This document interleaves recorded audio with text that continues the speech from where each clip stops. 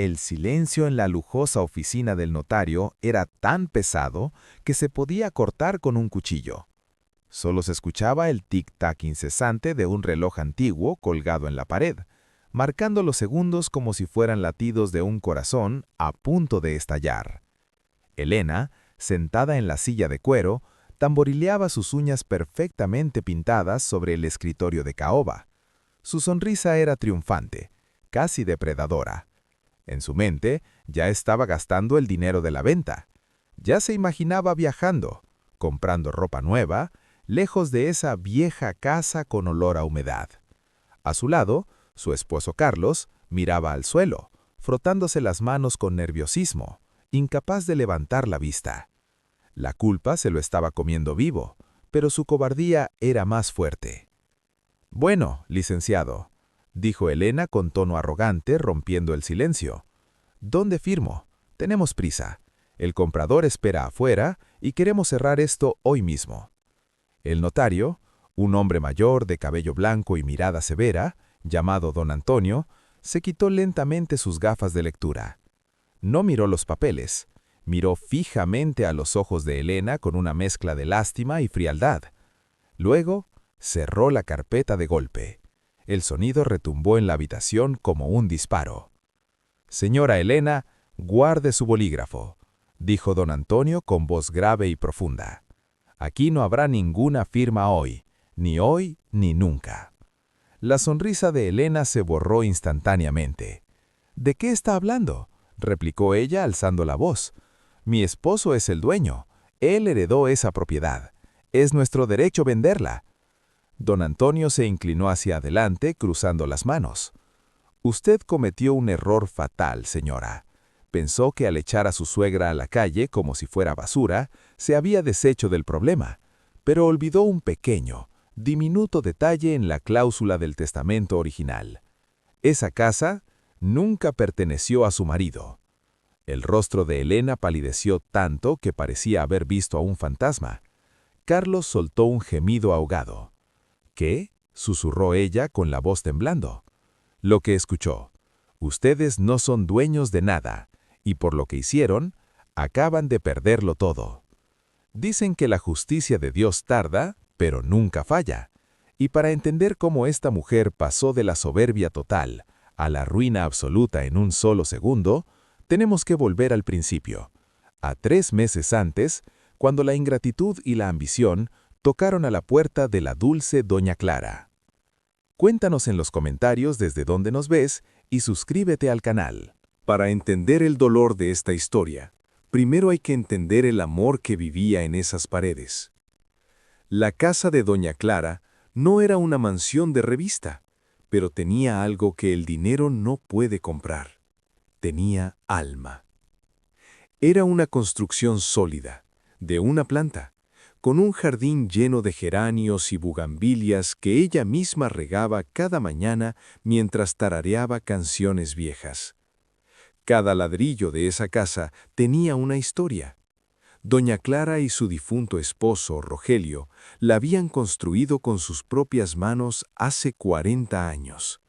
Literalmente, habían mezclado el cemento, cargado la arena y levantado los muros bajo el sol abrasador, soñando con dejarle un techo seguro a su único hijo, Carlos. A sus 72 años, Doña Clara vivía sola, pero nunca se sentía en soledad. Su casa siempre olía a café recién colado y a pan caliente.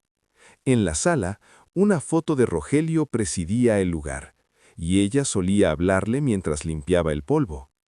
«Mira, viejo, qué lindas están las flores hoy. Tu hijo va a venir a cenar, dice que trae una sorpresa». Y la sorpresa llegó, pero no era la que esperaba. Un domingo, Carlos llegó de la mano de Elena. Elena era una mujer joven, muy bella, pero con una mirada que escaneaba todo como si fuera un código de barras.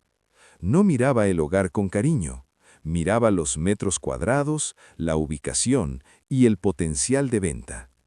«Mamá», dijo Carlos, con esa sonrisa nerviosa que ponía cuando quería pedir algo, «Elena y yo nos vamos a casar, y bueno, los alquileres están muy caros, Pensamos que, como esta casa es grande, doña Clara no lo dejó terminar. Sus ojos se llenaron de lágrimas de alegría. Para una madre latina, no hay mayor bendición que tener a la familia bajo el mismo techo.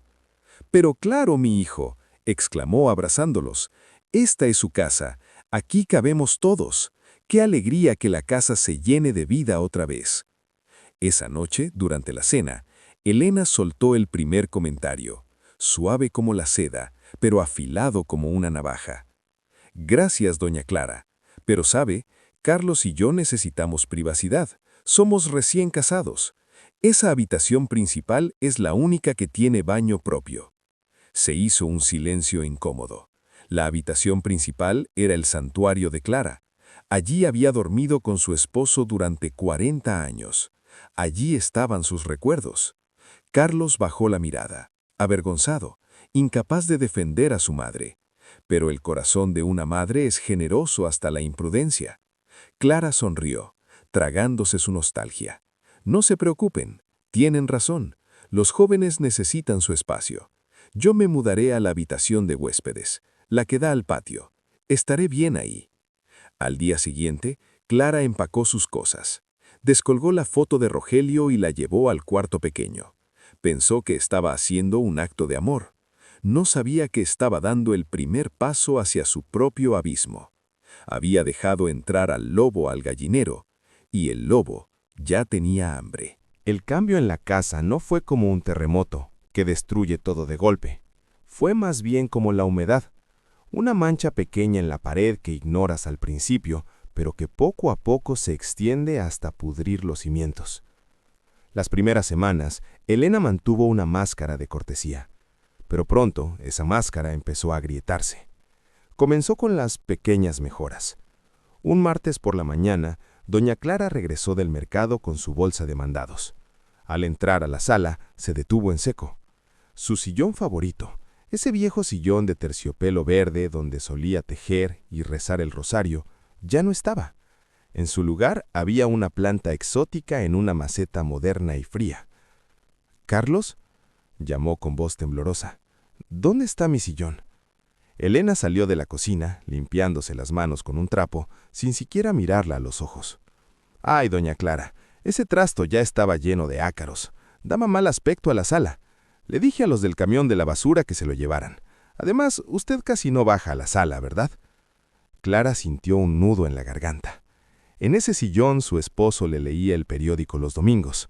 No era un mueble, era un recuerdo. Pero miró a Carlos, que estaba sentado en el sofá mirando su celular, fingiendo no escuchar. Para no causar una discusión entre los esposos, Clara bajó la cabeza y susurró: «Tienes razón, hija, ya estaba muy viejo».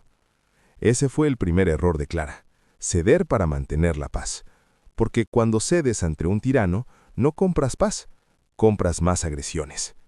Luego vino la guerra de la comida. En nuestra cultura, rechazar la comida de una madre es un pecado capital.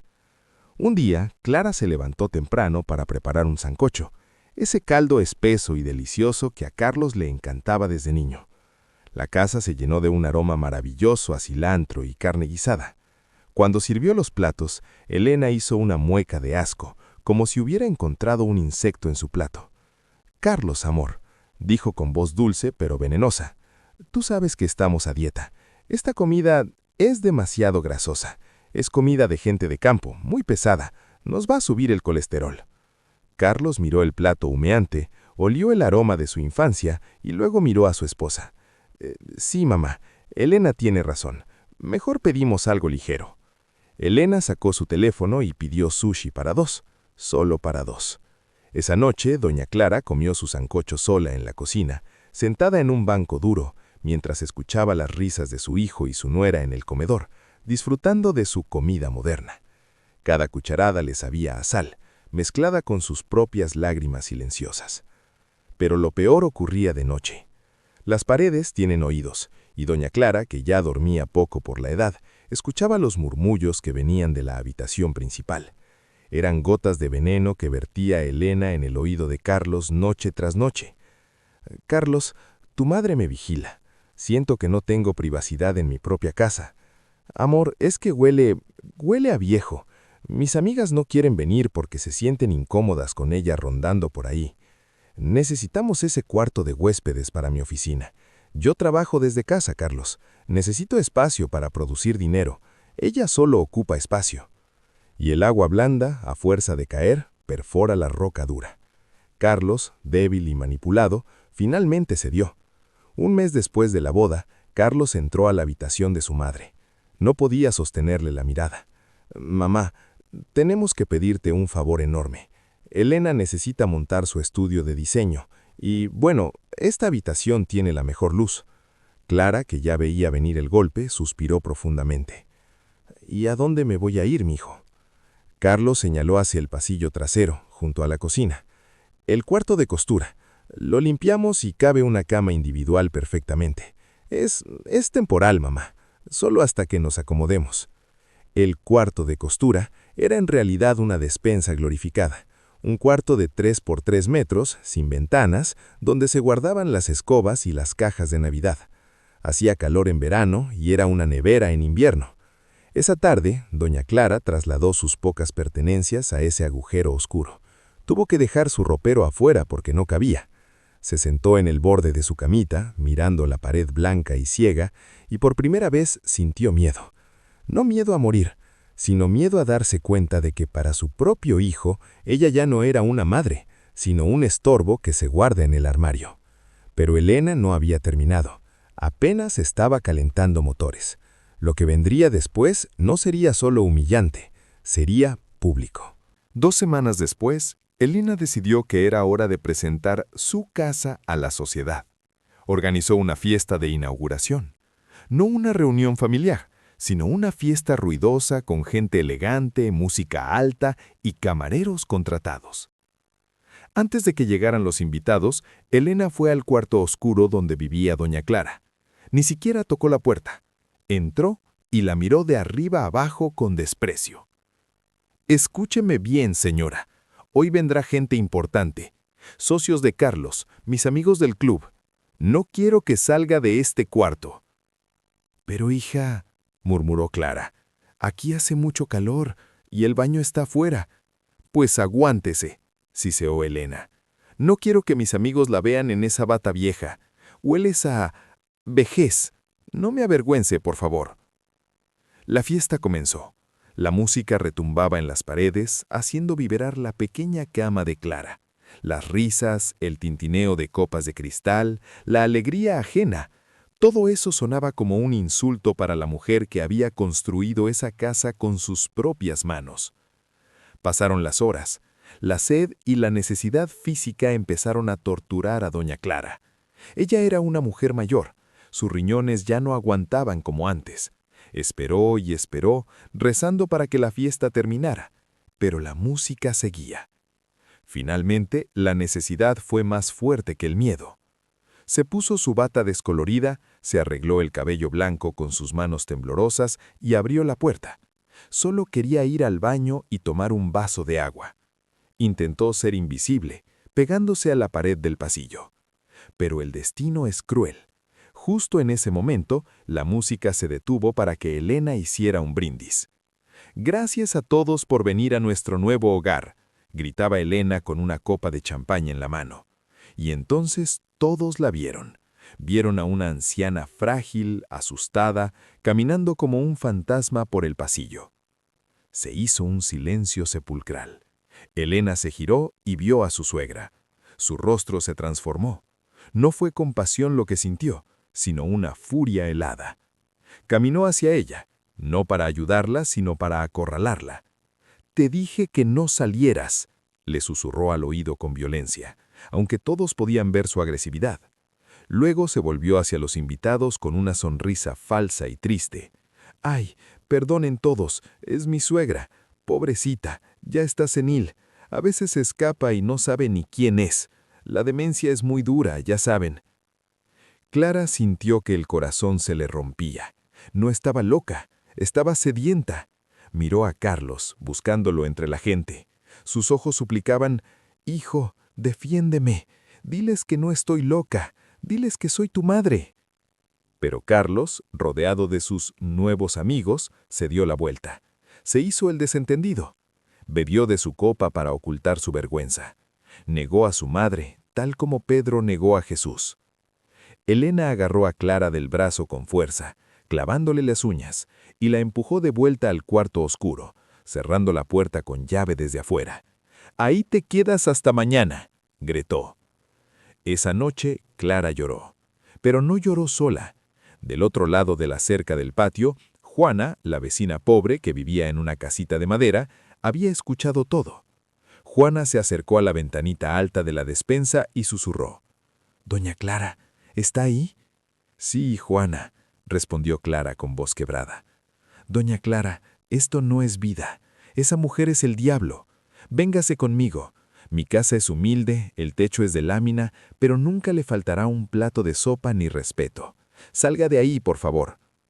Clara, a pesar del dolor, se aferró a esa esperanza ciega que tienen las madres. «No, Juana, gracias. Es mi hijo. Él está confundido, pero en su fondo me quiere. Él no permitirá que esto siga así. Ya verás, mañana todo será mejor». Qué equivocada estaba, porque esa misma noche, cuando los invitados se fueron, Elena soltó la bomba final. Estaban en la cocina, entre botellas vacías y sobras de comida cara. Elena miró a Carlos con ojos de hielo. «Se acabó, Carlos.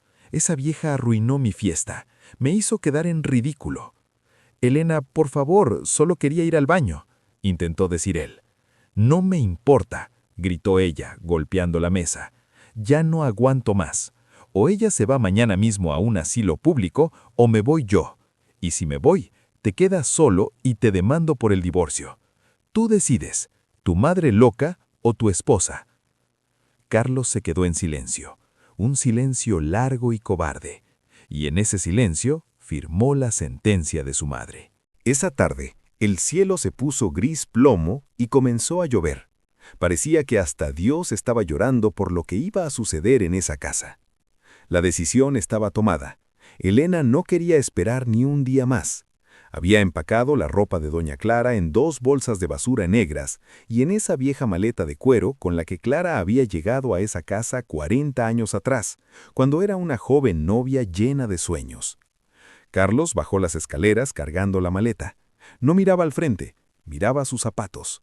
Caminaba arrastrando los pies como un condenado que va al patíbulo, pero sin el valor de rebelarse. Elena lo vigilaba desde el sofá, con los brazos cruzados y una mirada de satisfacción fría. «Rápido, Carlos», ordenó ella. «El taxi está por llegar, no quiero dramas». Carlos abrió la puerta principal. Una ráfaga de viento frío y lluvia entró en la sala. Doña Clara estaba allí, parada en el umbral, con su abrigo raído y su rosario apretado en la mano. «¿Hijo?», preguntó ella con un hilo de voz. «¿De verdad me vas a hacer esto? Esta es mi casa, Carlos. Aquí nació tu padre. Aquí naciste tú». Carlos sintió que se le hacía un nudo en la garganta, pero el miedo a su esposa era más grande que su conciencia. Le extendió un papel arrugado con una dirección escrita. «Mamá, por favor, no lo hagas más difícil. Es un asilo del Estado. Dicen que te tratarán bien. Elena necesita tranquilidad. Está muy estresada. Es por el bien de todos». Por el bien de todos. La mentira más cobarde del mundo. En ese momento, cualquier otra persona habría gritado, habría maldecido, habría golpeado a ese hijo ingrato. Pero doña Clara era madre, y el amor de una madre no conoce el rencor incluso cuando le están arrancando el corazón. Con su mano temblorosa, llena de arrugas y manchas de sol, Clara acarició la mejilla de su hijo. A pesar de todo, le acomodó el cuello de la camisa, como hacía cuando él era un niño y se iba a la escuela. «Está bien, mi hijo», susurró ella con los ojos llenos de lágrimas. «Si mi presencia te causa problemas, me voy. Solo te pido una cosa». Carlos levantó la vista esperando un reproche. «¿Qué, mamá?» «Abrígate bien, mijo. Ponte el suéter que te tejí, porque estas noches son muy frías y tú te enfermas fácil de la garganta. Y que Dios te perdone, porque yo ya te perdoné». Esas palabras golpearon a Carlos más fuerte que una bofetada. Se quedó paralizado. Pero Elena, viendo que su esposo dudaba, se levantó de un salto, caminó hacia la puerta y empujó a la anciana hacia la lluvia. «Basta de telenovelas», gritó, y cerró la puerta de un portazo. ¡Clac! El sonido del cerrojo girando fue definitivo. Doña Clara se quedó sola en la acera. La lluvia empapaba su cabello blanco. El taxi que Carlos había prometido nunca llegó. Probablemente era otra mentira. Ahí estaba, desechada como un mueble roto, mirando la ventana iluminada de la casa que ella construyó, donde ahora su hijo y su nuera cenaban calientes. Empezó a caminar sin rumbo, arrastrando su maleta bajo el aguacero, temblando de frío y de dolor. Pero la ayuda no viene de los palacios, viene de los corazones humildes. ¡Doña Clara! ¡Doña Clara! Una figura corrió hacia ella bajo la lluvia. Era Juana, la vecina pobre. Venía con un paraguas remendado y un chal de lana. Juana la alcanzó y la abrazó, protegiéndola del agua con su propio cuerpo. «Virgen Santísima», exclamó Juana, llorando de rabia. «¿Cómo pudieron? Son unos animales». «No tengo a dónde ir, Juana», sollozó Clara, y por fin se derrumbó. Sus piernas fallaron. «Claro que tiene», dijo Juana con firmeza, sosteniéndola. «Mi casa es chica y el piso es de tierra, pero donde comen dos, comen tres. Mientras yo tenga vida, a usted no le va a faltar un techo. Véngase conmigo, abuela». Y así, bajo la tormenta, se vio la imagen más poderosa del mundo. La rica dueña de la mansión siendo rescatada por la pobre vecina. Esa noche Clara durmió en una cama dura pero con mantas limpias que olían a cariño, mientras al otro lado de la cerca, en la casa grande, la justicia divina empezaba a preparar su golpe maestro. Pasaron 2 meses. Para Elena, fueron meses de gloria absoluta. Sin la presencia de su suegra, se sentía la reina del castillo. Lo primero que hizo fue contratar a un equipo de albañiles. «Quiero tirar esa pared», ordenaba, señalando el comedor donde doña Clara solía servir la cena.